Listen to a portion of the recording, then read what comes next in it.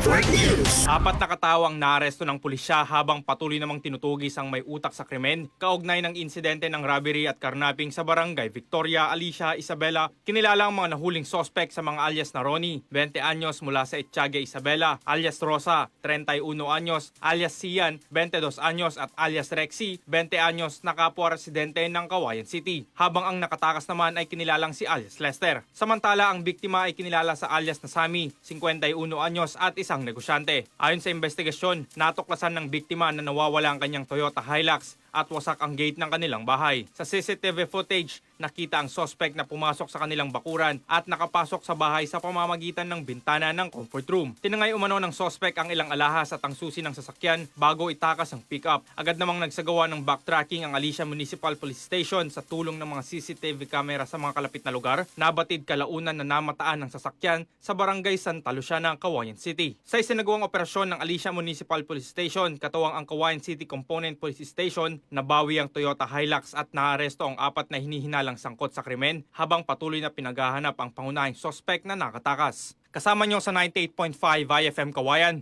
Idol Stanley Talattad, Tatak, RMN. RMN Network News.